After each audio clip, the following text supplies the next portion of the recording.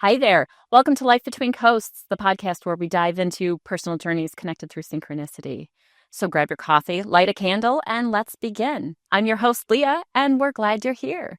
Today we have Rand, and Rand is an old friend, not of mine, but more so of my mister. But I've come in to play with him over the last probably 15 years or so, just because of real estate. So you've been in the real estate business, but more on the behind the scenes in title work and having your own title company and such. But before we begin with anything to do with business, tell me about you.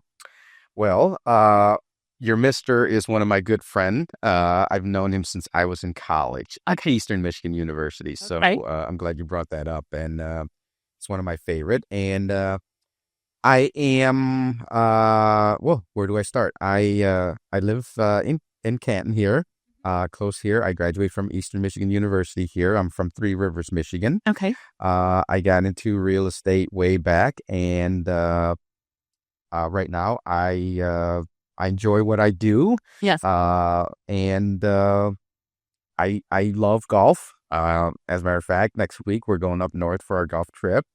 And yeah, just kind of I love hanging out with my friends and family, obviously, and my sisters just came up the last couple of weeks here, so I've been with them for every weekend so far in the past 2 weekends. So how many siblings do you have? Believe it or not, I have 4 older sisters. Okay. And I'm the youngest of the 5. Okay. And So I'm the only boy. only boy. So baby boy. Baby boy. And so four older sisters, mom and dad. And how was childhood? What was childhood like? We lost our mom 2013, so just father. Sorry. Yep. Thank you. She's now we have dad. Will be 92. So we celebrated every year now in the past 3 years. Yeah, it's just the way it is, with our family and our culture. I'm Cambodian, by the way. Okay. And so my dad is devoted Buddhist. Mm-hmm. So we try to, do everything when it comes to birthday or every ceremony. When I say ceremony, it's just like celebrating my dad at his age, right? So, and my sisters, they're all out of town except for one who lives with him. She moved in with him to take care of him. And so whenever we get together once a year, we celebrate him. We'll invite some friends and some Buddhists, some monks, and then we do the routine. My dad is, like I said, devoted, and he appreciates it, and he knows all the things that there's a routine to all of this. Right. And what is so curiosity? Not knowing just a little bit about Buddhism. What are some of the ceremonial things that you do just in celebration of birthdays? So in celebration, really, it's so the monks will come. He'll go through a routine of the blessings and all of those things. And I'm sorry if I'm being a little vague on these things, because I know in terms of Cambodian the words, but when it's translated in English, it's hard to say, okay, what is it? It's okay. We'll say it in Cambodian. So, yeah. You're fine. That's what Google's for. Okay. If they really want to know, they can look it up. So really, it's raising awareness of the Buddhist teaching. Okay. And obviously the chants and the blessing of us letting our dad know. Mm-hmm. You get, this part you get a little emotional because when you understand what's going on during the ceremony, you know what you're doing, you know why you're doing it. It's all 5 of the children thanking our dad for doing what he's done in the past for us. Yes. So that's the ceremony. You're appreciating your father, but because he's Buddhist, so we infuse the Buddhist, the monks and the whole ceremony, right, and with that. So everything is catered towards dad, our dad, and basically we're thanking him in the Buddhist way. Yes. And all the Buddhist way is all the chanting, oh gosh, I just keep forgetting the words, even in English right now, what it is. But I think if people know some Buddhist traditions, they would understand what I'm talking about. I think. Yeah. No. And I think that the kind of lifting your father up onto a pedestal and thanking him for everything that he's done for you, giving you life, That's the beginning, right? And then giving you shelter Yeah. and love and, honesty and trusting and everything that they could instill in you to bring you to where you are today. That should be a ceremony that every religion has. That should not just be limited to Buddhism. It's almost kind of a baptism for my dad. Also, is in Catholic tradition. We offered him, in the actual ceremony, we offer him, we present food to him. We clean his feet, we wash his hands. So all of those things comes into, Nice. Appreciating him, really. And then you have people who you invite to come, and then and at the same time, when you speak of this, the ceremony, the Buddhism, it's all the people, the friends and families and neighbors who come. Mm-hmm. We raise money for the temple also, and that's why we bring the monks over. It's actually for them too, Now, is there a temple in what's the closest? Because Three Rivers isn't a very large town. No. So what's the closest temple? I'm glad you asked that question because so in Michigan, I've never been to one. There's one in Pontiac for the Detroit Buddhist Society. There's not, and first of all, there's not a lot of Cambodians in Michigan.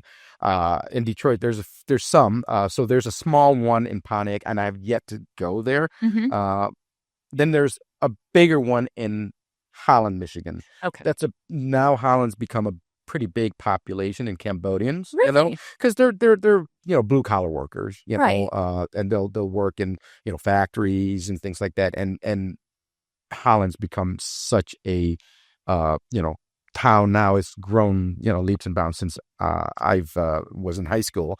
Holland's not that far from Three Rivers, so no, it's not. About 45 minutes. So, no. But there's a temple there, a pretty good sized one.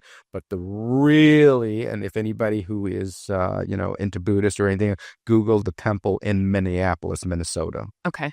That is a ginormous, and if you see the picture, and I'll share some with you later on, you would be amazed on the way the building is. It's just like in right. Cambodia or Southeast Asia, all the colors and things like that. It's really beautiful. I know. It's just like when you're driving on 75, coming up through like Perrysburg, and you see the mosque. Yeah. In Perrysburg, and it's gorgeous, because it seems out of place in the Midwest. Yeah. But to be honest, it's a reflection of what they actually have in their countries, and it's nice that we are a country that accepts everybody. Yeah. And we just have to, I always say, give grace to people, because you don't understand where everybody comes from. You don't understand the underlying anything. And, but just to have those ceremonies and to carry them forward, because your dad's 92. I guess. And if he didn't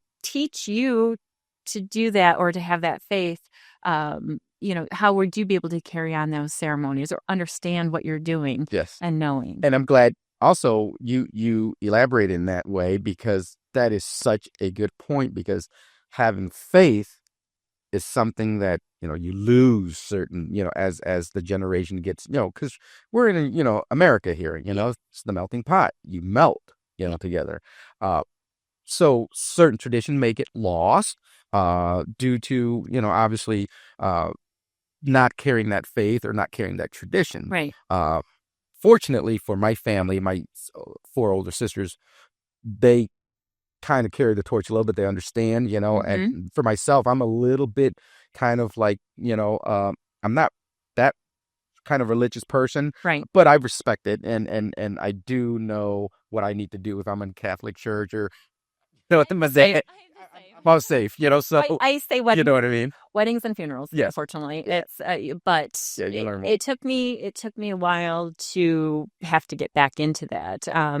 Just because, like I said, in my story, the loss of my mom when I was young and 25, it was just a defining moment, and that was the one thing she said to me. She was sad that she didn't instill my faith, and I said that's okay because I'm mad at them, and that was my answer. And I remained mad up until probably these last 4 years.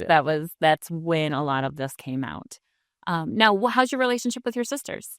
I have great relationship with my sister. One in particular, you always have a favorite in that, and her and I were like, well, when you're the baby and the oldest, I mean, when there's a big age gap, it's hard. it's hard. Yeah. So you tend to kind of stick to the next one up. There's two in Texas, one in Elkhart, Indiana, and then one that's in Three Rivers. That's my dad. So, Okay. we talk randomly, but the one in obviously taking care of my dad, here, we talk almost every other day, Right. But we have great relationship, obviously when we were young, I don't remember much, but the one that's, right before me, Rena, she's, her and I were like cats and dogs, but, as you get older, you understand, what a family, really is. And then you miss those times and then we'll talk about it. But now getting together, it's so much fun. I look forward to it every year because both my two sisters from Texas, they'll come up for like 2.5 weeks almost, or 3 weeks. And then all we do is eat. We cook. That's good. We eat. And that's it. Because I don't get that cooked. I was going to, traditional Cambodian cuisine, which is just like, it's almost kind of like Thai, Vietnamese. Kind of infused together. Not so sweet as Thai. Okay.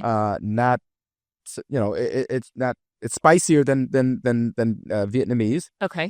But it's really a great.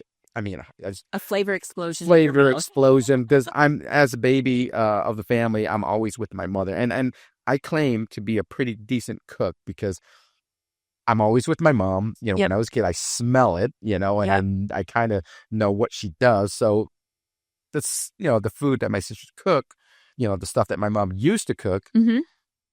They're good, but they're not like mom's cooking, right? It is. Yeah. Sometimes, okay, so the shortcut, we always kind of do shortcuts when we cook.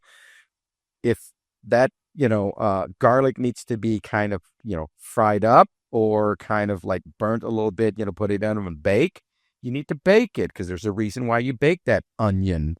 Yes. You don't just chop it up and throw it in there. Yeah. Okay. So mom would bake it. And then my sister, sometimes they cooked her, just like cut it up and put it in there. No, if that chili pepper needs to be fried first and then chopped up, there's a reason why. Right. So when you do the same dish and you don't do, those. But it brings out the flavor. It brings out the flavor. Yeah. There's a reason why they do all those things. And if you cut corners, it's not going to taste the same. Right. So I always pick on my sister when they cook, I say, well, it's not like mom. So. Not like mom. It's every culture you have that same, it's not like mom. Well, as I indicated before in other, again, parts of my story, that my grandmother had lived with us briefly, and she was an avid cook, and so was both of my parents. My dad cooked, so did my mom, and but I learned all the recipes, but I never learned how to measure anything. So I know how to make it because this is what they told me how to make, and so when I make things, I don't measure. Now baking, I can't bake because you have to measure to see it, and I burn box brownies, they become hockey pucks. I can't bake. One thing I can bake is the apple pie, but that was just because, again, grandmother taught me from the beginning, and I was probably 8, so I've been baking that ever since I was 8. And but anything else, but I still didn't even measure for that. It's like a couple cups of flour, a little bit of this, whatever, but.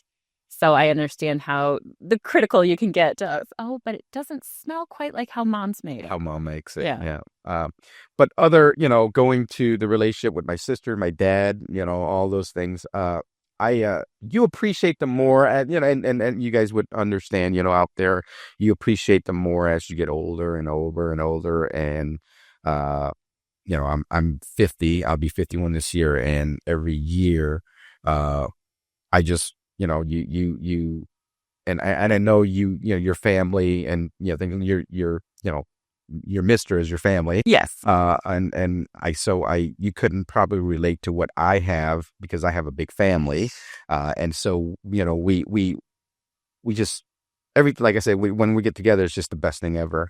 Go 365 till the day comes, and then we're together. So and that's the time that I always wait. And see my sisters. Look forward to. Not that we don't talk or see each other. There's not certain, like weddings or we'll try. But to have an extended time period of time together. It's that is strictly blocked off to do nothing but be together. To be together. And that is an amazing thing because people don't usually get those opportunities either. No. Now, you said you turned 50, so 50 last year, you're going to be 51 this year. Yes. How was that for you? I mean, just because age is a thing. Do you like getting older? When you cross those decades, that's when people kind of start thinking about things. You think about it. I guess, when I was, oh my gosh, when I was in college, you always thought like, oh my gosh, 35, 40? Really? I know. I can never believe I can never believe that because, and maybe this is a different or not a good example, but I'll just use your mister. Yeah. When I met him, he was a lot older than I was. Yes. I'm like, oh my gosh, that's, he's a lot older, blah, blah, yeah. blah. So, but now coming back to being 50, I really don't think about, much about being 50 or even so. But when 40 was kind of a little bit, oh my gosh, I'm 40. But after that, Leah, it was just kind of like, Well, it was funny because when we started dating, I was 29. Yes. And we're 16 years apart. So that put him at 45. I'm 46 now. So it's like me thinking going, oh, you were this age when you met me. Yes. How does that work? And so you don't really exactly. think about it. But yeah. He honestly acts probably 10 years younger than he is. Probably looks 15 years younger than he is. He could pass for a lot, yes. It's crazy. But he's funny. Yeah. Funny. So I don't think much about my age now, at 51. I mean, and I try to, I think about my dad, he's going to be 92 next year. And I'm like, oh my gosh, that's 40 years from now. Yeah. That's 40 years. I know. That's almost twice as old as what you are right now. Years from now. And I'm thinking like, oh my goodness. And hopefully, my genetic is, I got some of that, Yeah. So hopefully. Bad joke, but I always said that my dad smoked like a chimney and drank like a fish. And, was still standing up until the point that he had passed away, of course. And that was the joke because I said, at least I have half his genes. Yes. Because my mom, even though she was one of 8 girls, unfortunately, cancer struck early. So at 51, my mom lost her life because of pancreatic cancer. Yeah. So, I'm like, well, at least I have half of his genes, but I don't know half of his genes because he was a doctor. Yeah, it was a doctor. So, it's a crapshoot either way, but I know that at least he didn't have cancer. Well, he did have cancer, but it wasn't like an organ cancer and they couldn't pinpoint it, but that wasn't ultimately what killed him. It was, it was the hip, the fall. He just didn't have the energy to come back from that. And then from the surgery caused a GI bleed and he was gone. And it was what it was. And I'm sad for it, but I have come to understand it. At first I was angry. Yeah. Thinking that the hospital did something wrong and they killed my dad, and they could have done better. And, it's ironic that you say that part right there, the hospital. I felt the same way with my mom, she, what happened. But getting back to the health part, I did, I used to smoke. Mm-hmm. I quit this year. It's been 6 months now, or 5 months now. I'm 3 years. Good for you. Thank you. It's tough. 3 years. Cold turkey. Yep. One of the most stressed part of my life. It didn't even faze me, Leah. Mm-mm. I had a cold and I just thought like, okay, well, you know what? Let's not make it worse. Let's, get over it. Yeah. I don't want any, 3 days become 5 days. 5 days become 7 days. 7 days become... I never thought I'd go cold turkey at all. Never. I don't know what it was, Leah. And I swear I'm like, to this day, I'm like, I thought it was impossible. I'm like, I'm going to need help. I actually talked to a friend who did acupuncture. Mm-hmm. She said it was overnight, almost. She quit. I don't know if she's back on it, but I don't crave it. I could smell it. I'll sit next to a person and it doesn't bother me. Mm-mm. I'll think about it. That's about it. And I'm like, I don't want it. Now the smell just makes me kind of like, It's an interesting feeling. I did pick up a cigarette last year. Okay. Somebody had lit up and my grandmother had quit smoking when she was like in her 20s or something like that. But she always loved the smell of the cigarette when it was first lit. Yeah. And for some reason, that was it's like the smell of gasoline. You know? Whatever. But there's that smell of something, right?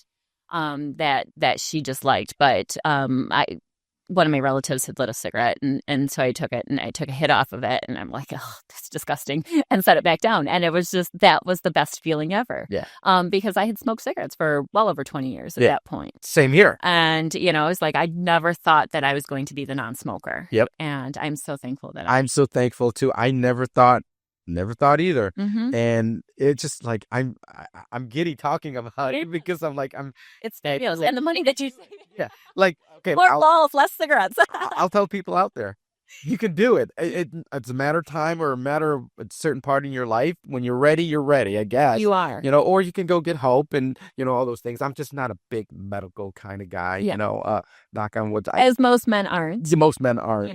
You're not going to do that. Yes, I do need to go get checkups and all that stuff. But I'm knock on wood, you know, COVID, I really, not that they told me, I got, you know, a cold here and there 2 or 3 times, went and got checked up, never got COVID. Right. Not gonna, like I said, you know, thank God. But, you know, I just don't like having a lot of stuff in my body that, you know, it's you know what I mean? I understand. I just completely. don't, not that I don't believe in it, you know, when I have a cold, you know, I'll do my usual, you know, stuff, you know, NyQuil, DayQuil, whatever, until I get better. But that's about it, you know.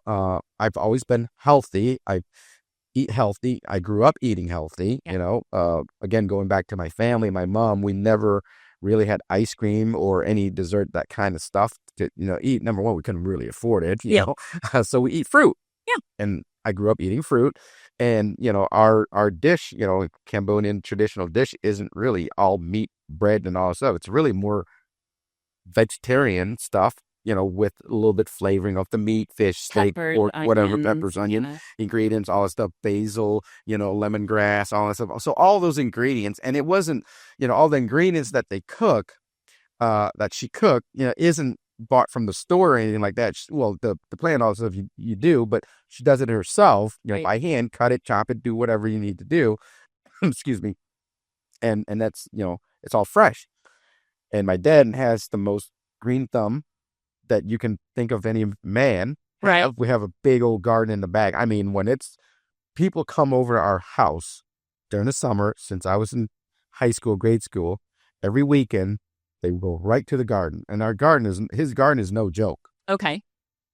I wish I had a picture right now to show you. It's amazing. You know, it's amazing. Our neighbors they love it. Yeah. But, you know, that's during the summer, that's where it comes from, you know.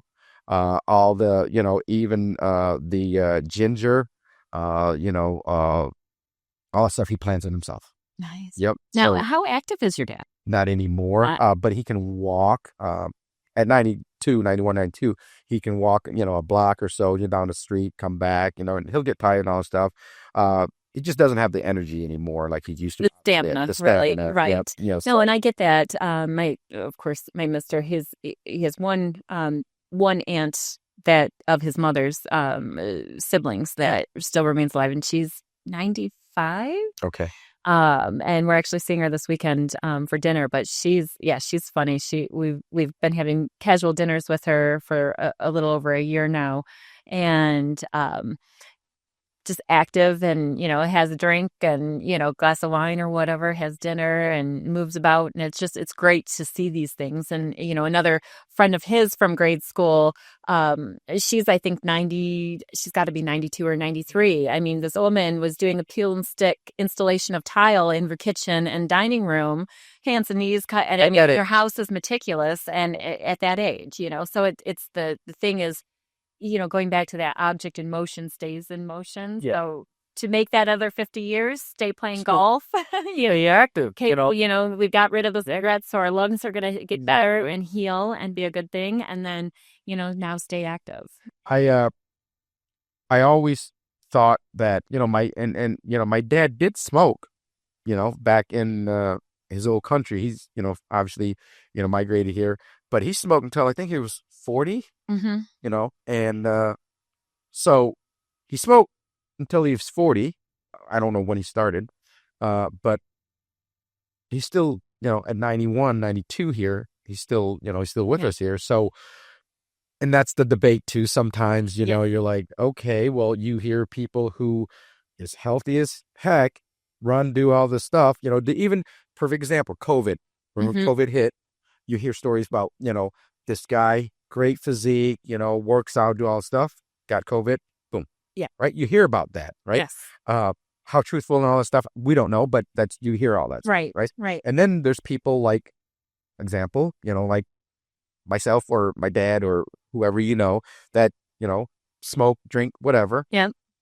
And they're perfectly fine. They got COVID, they got sick, normal and stuff like that. So we can get into the debate, about, that stuff. But if we talk about, on the same side as the belief of COVID, it doesn't make sense. Right. Right. It doesn't make sense that there's some genome, there's something, there's something it here. could be an outer force, an inner, there's so many things that predict. But the biggest thing to take from that is that we don't know. We don't know when that expiration date is. We don't know when that final date's going to be for any of us, unless we make the choice for ourselves, but that was not the planned time, right?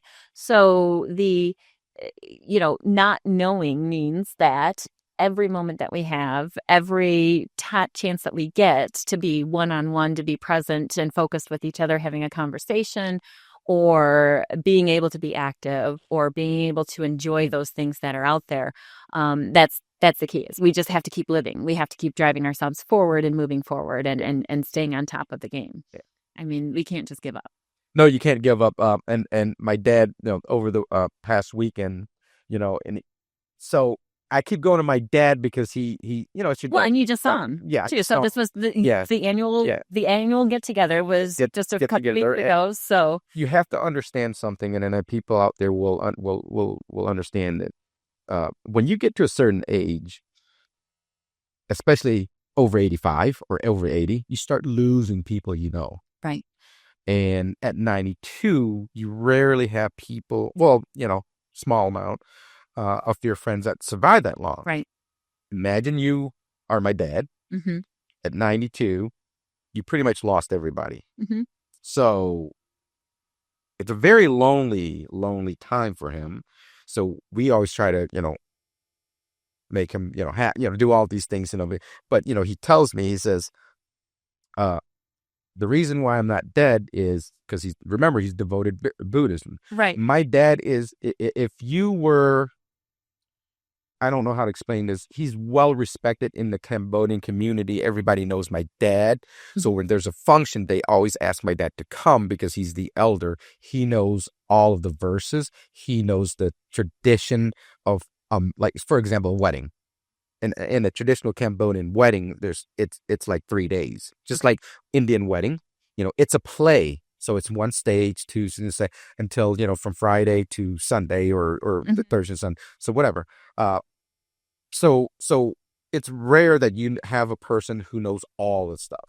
He's one of those who knows all of those things. How to behave, how to do this at a certain ceremony. This is what you do. So he knows all that, and all the people that are his age that knew all these things, the traditions, are all gone. Right. And he has nobody to talk to, where in the past, they could, go to each other's house, sit down and talk about those things, mm-hmm. Because that's what they have in common, and learn new verses and things like that. So with him, and plus when you gone through life supporting, a family, and then you're not needed anymore, it's tough on you as a man. You're like, well, you're not, he says he doesn't feel important anymore, And that's interesting because because we're not known to be a society that just casts our elderly off to the side. Exactly. But you don't really think about being in the elderly's shoes, because they do sometimes feel insignificant or not having a purpose. And you always have to have that drive and purpose to keep going.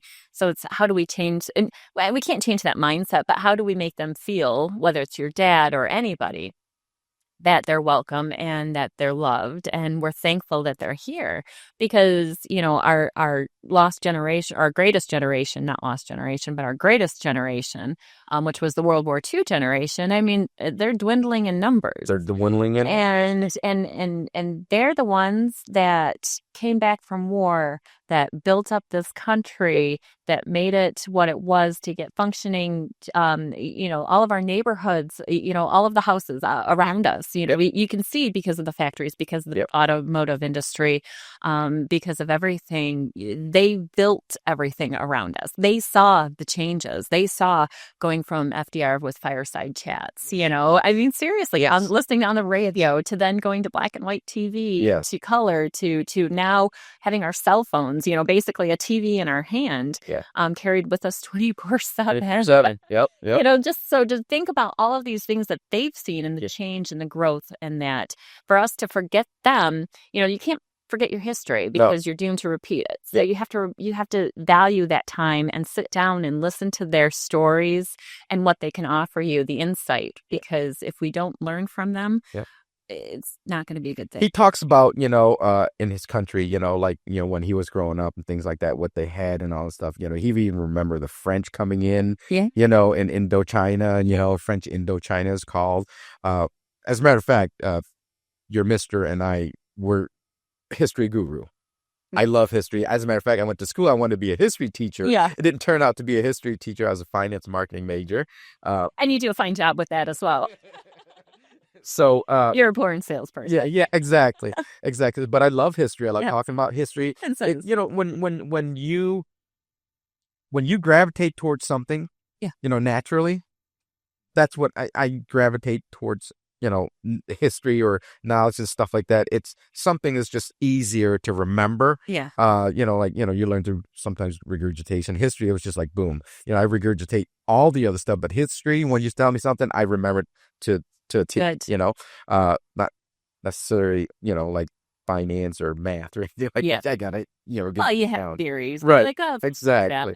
So hearing stories from him, and going back to what I talked about earlier, it God, I don't know how I would handle that. That was the point that I was trying to get. Him, talking about stuff like that. Yeah, Leah, we don't know how to, we try our best. Obviously, you've lost your mom and dad. I still have my dad. But you just try to be there. I see him every 2 weekends. I would go and visit him, and we would just, hang out or walk, until, whenever. But you just do your best, and you try to, I don't know the word console. He doesn't need consultation. He doesn't need to be consoled. It's just like you listen, and I think that's enough. If you listen, which is important, but then acknowledge his, and say, I might not understand from your perspective, but I appreciate you telling me how you feel. Because they have given so much. I mean, and he left his home, his country, to come here and raise his family and create from there. Very proud when you have when you have a proud man, that did everything right, or try to do right as possible. It's now it's like you watch him, and he's a little, not who he is anymore. So it's like it's still your dad, but you're like, he's so vulnerable. It's this like, and you're like, oh, that's my dad. So I hope people understood that part. You know what I'm saying? No, and I understand, because it's hard to prepare yourself to see the frailty in somebody that has always been so strong and robust, because as that little 3-year-old or 5-year-old looking up at the man that was, doing the gardening and raising the house and doing the repairs and taking care of his family, when you have that image, that's what's seared into your brain. And then when you see the age take over and the frailty, and you say, wow, how did you wither down to this little old man? I mean, my dad was like skin. I used to tease him at the end. I mean, he was skin and bones. I mean, he had physical issue, and there were some other things going on, but I told him that he was lucky that he had skin, because that was the only thing that was holding his bones together. And that's the truth, really, because he was failing of putting on weight and such. you know what's coming Mm-hmm. as much as you want to prepare it or be prepared. You're never going to be prepared. Yeah. And that's the one thing that's, as human, we all know. Mm-hmm. And it's I guess it's exciting, that he's still with us, but then at you know that your dad's getting older and older. Yeah. And so you know the reality of it. Yep. But in your heart, you just want to keep him going for as long as long as it's possible. You don't want to let him go. You don't want to let him go, although that can be bad, as long as possible. So, well, as long as he's fit, comfortable because with it. you know what, it sounds like he is so in touch with not just his religion, but just with people, and it sounds like with the monks and things, and if it has the ability to, with your sister, go to any of the temples, but it sounds like that, once a person becomes at peace with how everything is, then it's their decision. The religion part is, I think, I truly believe that, because. And again, I'm just talking about it because I think I know more Buddhism than anything else. Right.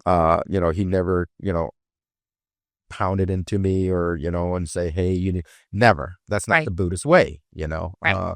So I think he's kind of, trying to educate us as we go. But I think he has that to keep him going, kind of. Yeah. He still does his, praying, in the morning and evening, by himself, so he still does it to this day, every day. And God, the discipline, I don't know if I could do it. I would forget, like I gotta get golfing, yes. So I got a tea time at 7:00, 8:00, whatever, So, and I mean, it's friends that, so. Well, it's different priorities. It's too. different priorities. It is, because again, we were all raised differently, this generation and the ones behind us and things like that. I think there was during probably there was the influence of, yes, you need to learn these things, but then there was also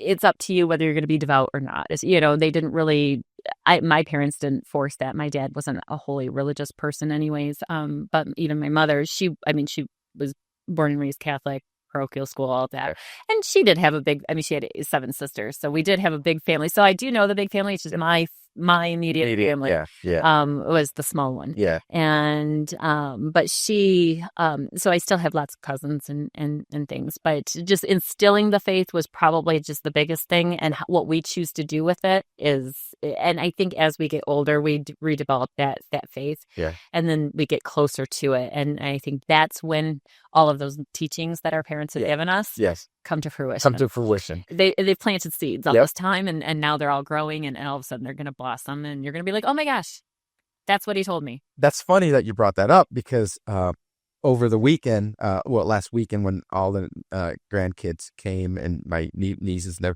I have grand nieces and nephews now, so you're like, oh my gosh, Melita, it's one of yes, you're 38 years old. That's crazy. You have 4 kids. Yeah. It's crazy. It's, yeah. You're almost 40, and you think about it, and you're like, the other day you were just changing their diaper for them, and you're almost 40 now. And it's funny because all of them, it's every year something happens, and the family gets bigger and bigger and bigger and bigger, and we just found out that one of my niece and one of my dad's grandkid is pregnant. Okay. Yep. So there's another one coming, so it's like every year there's another generation of these kids, so the family's getting bigger and bigger, on that. So, and that stemmed from the 4 sisters, that I have. Me, not so much, so. Well, we'll talk about that here in one second. So let's shift a little bit. Let's talk about, a little bit about the personal relationships. So are you dating anyone? With anyone? What do you do? I mean, is it just you fly solo? How does it go? Gosh, I'm glad you brought that up, because I think, I've had some great relationship in the past. Right. And I think, and I love it, and it's great. At this point in my life, maybe it's selfish. I don't know. Most people, some people may think so, but I just had this conversation with a friend the other day at his 50th birthday party. Being content. I'm content and I'm happy. Mm-hmm. And I came from, a tradition where you get married, you have kids and things like that. I'm the black sheep of the family, I guess, because I didn't get married, Right. And I didn't have 4 or 5 kids, Right. But I do have a special person in my heart Mm-hmm. that she's 5 years old, and I have helped raise and co-parent her to this day. Good. And it's the best thing ever. Right. And her mother is a great mother. Mm-hmm. And I hope I could be, like a father that could be just the best ever for her, Nice. So she'll be 5, September 28th here. Wow. And I've gone on dinners with her, and she is spectacular. She loves it, and she is the best date ever. I was going to say, so you switched to taking her out versus... Yep. She behaves well. That's good. And she's just wonderful. I can go on and on and on and on, but she is the love of my life. Yeah. She is the love of my life, and that love is special because it's there's no other love than that. It doesn't judge. It's just pure. Yes. And when you have that, people who have kids know what I'm talking about. Mm-hmm. It's just pure. I did not think that I wanted this in the past. Mm-hmm. But when the opportunity came, it was something where, oh my God, Yeah. Well, it's funny because, and just sidebar, still attached to this, but rather than running a EMD check or earnest money deposit out to Farmington Hills, where your office was a few years back, you said, "Oh, just put it on my counter. I'll grab it for you." Yeah. And so you give me the PIN, go in, and I open the door into the kitchen and go to set the check, and I kind of like glance around. I'm like, where did all these toys come from? I didn't know Rand had a kid. That was the thing. And then I understand the situation. And so it's a fabulous opportunity. Some people don't understand it, or they're like, well, how does that work? Blah, blah. Really, you don't force it. It's something where, I wanted to do. And it's just natural, and it's not tradition. Well, it just so happens that you have an excellent relationship with somebody that wanted to be a mother. Yeah. And she had the opportunity to do so. Yeah. But didn't want to take the truck without her best friend, let's say. Yes. And so her best friend comes along with her, and you get to co-parent and offer different insights and carry some of your tradition forward. Exactly. And that's the fun part, So you get to teach her things, where my dad came from. Yeah. We had this, and we did this, and we can do this. Yep. And let's find out how to do that. And she's just wonderful, and she's so smart, Right.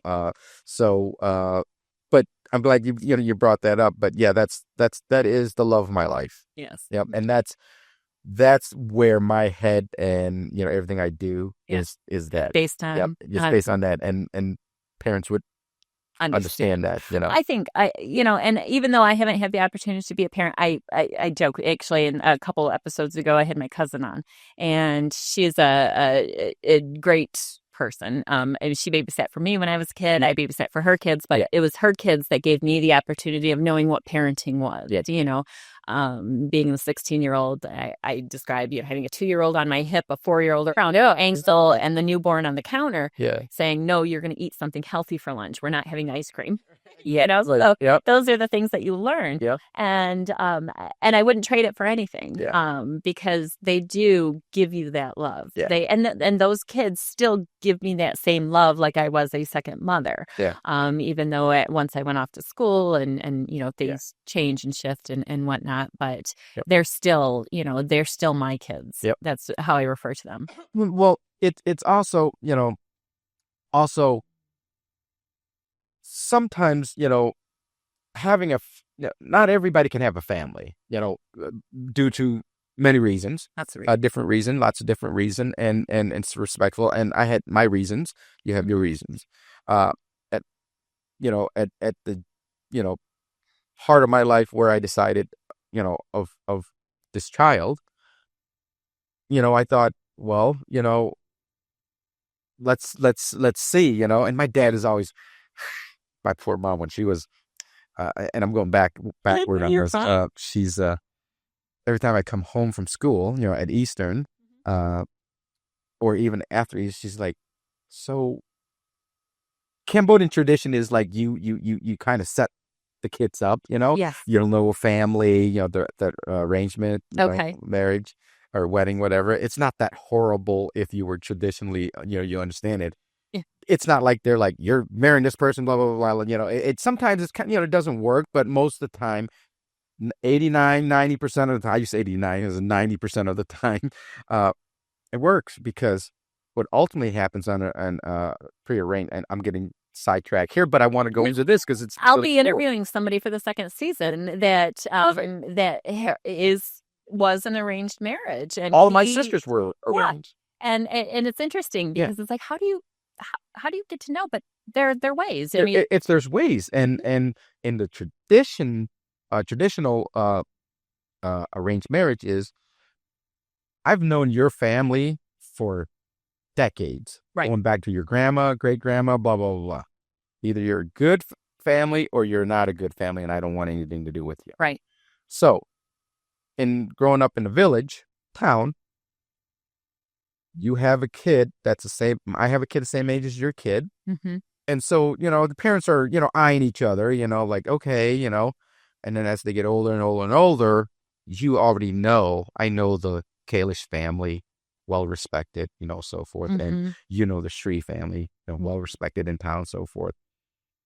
And the kids know each other, and they work out, as they get older and so forth, they kind of gravitate towards anyway. And so all you're doing is trying to open the door and say, hey, what do you think about this? Little nudge. What do you think? That's really what it is. Yeah. It's not like you have to marry that person or else, blah, blah, blah. Right. Now, there is certain stories and movies and songs and things like that, heartbroken and blah, blah, blah. That's rare. It happens, but it's not, it doesn't happen more than the successful. You know what I mean? 100 years ago, maybe it was more common. It was like, no, you're gone. It doesn't matter. But now I think there's I think because there's more accessibility to other things. Yes. Internet, social media, and all of that. So they can't isolate their children as they choose. Yes. Or they'd hope to be able to do so. And I think that has shifted that mindset where now they can do Zoom calls and at least they introduce exactly. and there is no right or wrong. In terms of, I mean, even going back to the king and queens, that's all arranged, So, but like you said, that's perfect example of where we were and where we are now. It's just technology and all the things that you said, they're accessible to us. You just kind of branch out and just imagine 100 years, 200 years, 300 years from now, what our life would be. I know. I just think of what has happened in the last 100 years. Yeah. It's amazing. Yeah. I mean, they will soon be colonizing things, outside in space. You never know.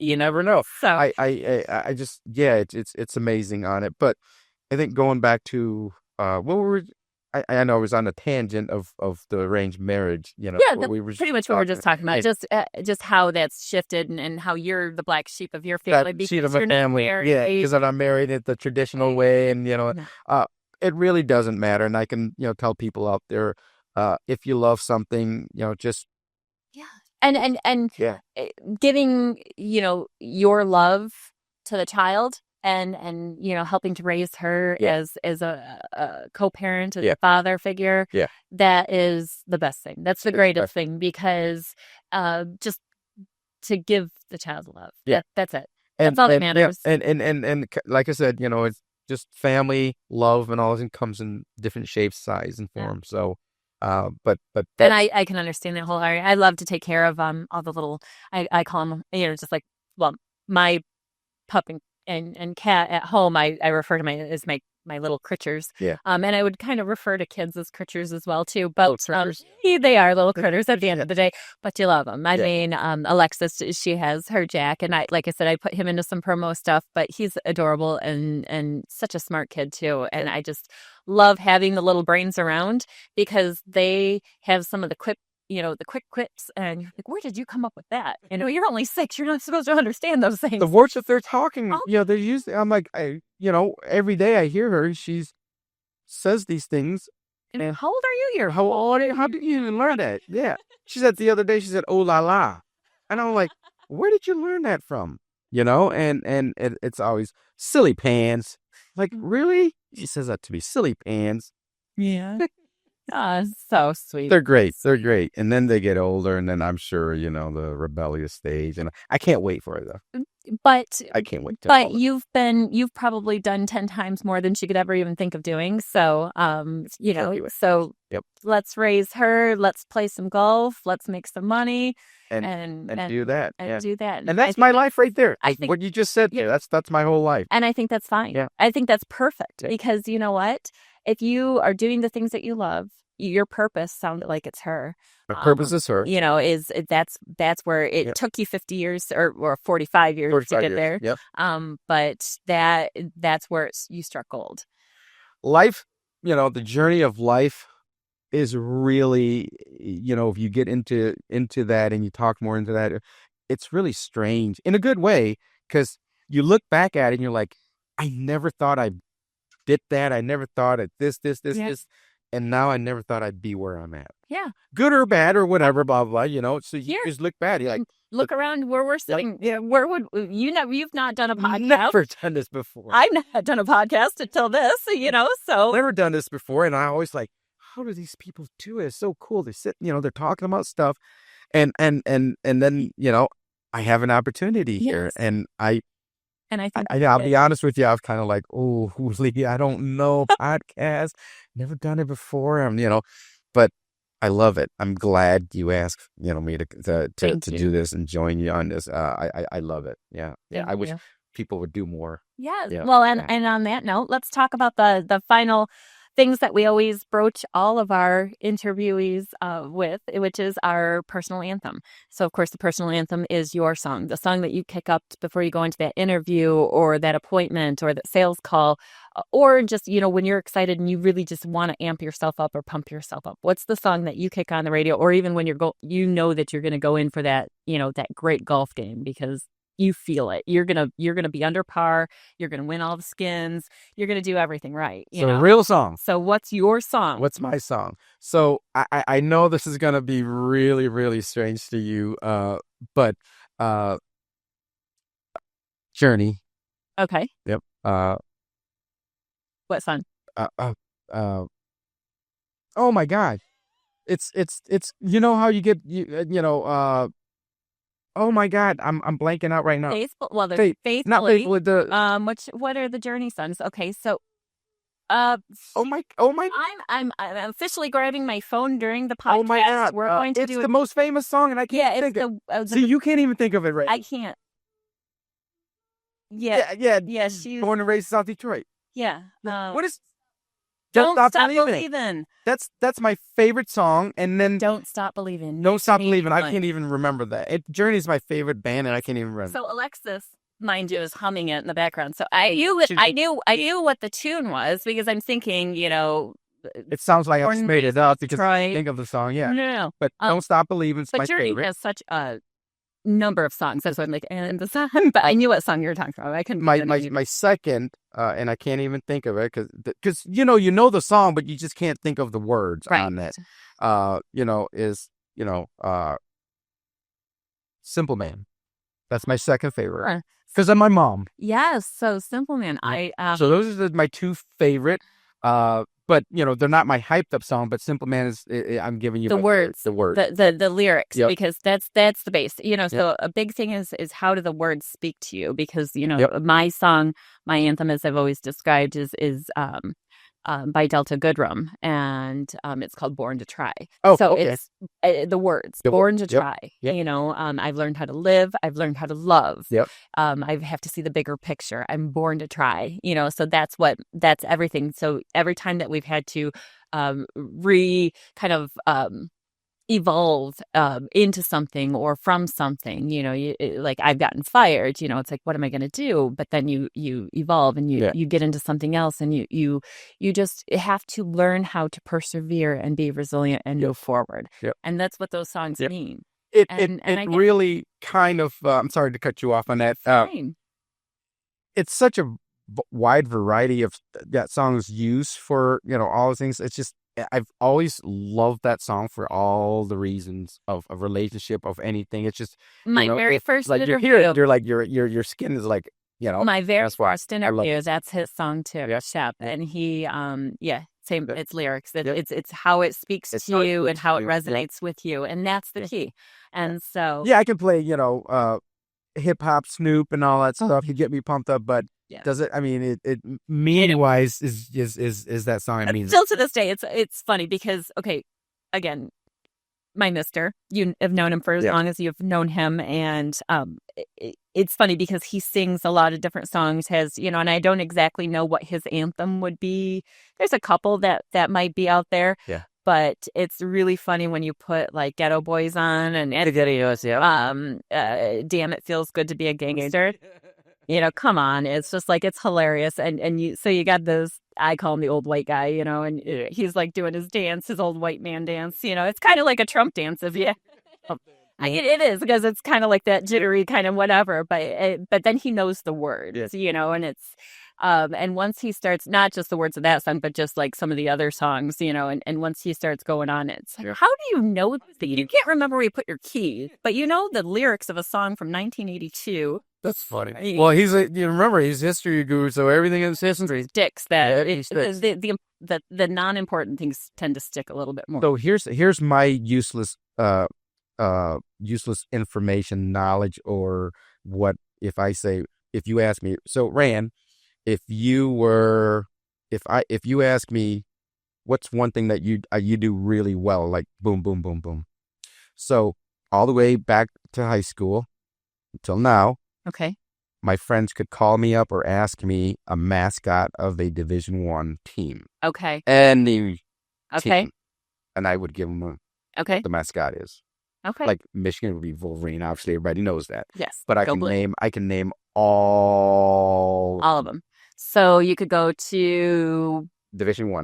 Division I. Okay, I got to remember these. So, like University of Washington. Yeah, it'd be the Huskies. Yeah. So UW, you know. Yeah. So you would you would give me like New Mexico State. New Mexico. I would say the Lobos. Okay. A lot of people don't know that. I don't know any of these. I mean, I know our mascots. Right. You know the Greens, popular ones. But yeah. And I don't know why, but since I was in high school, and I'm sorry to keep this going. No, you're fine.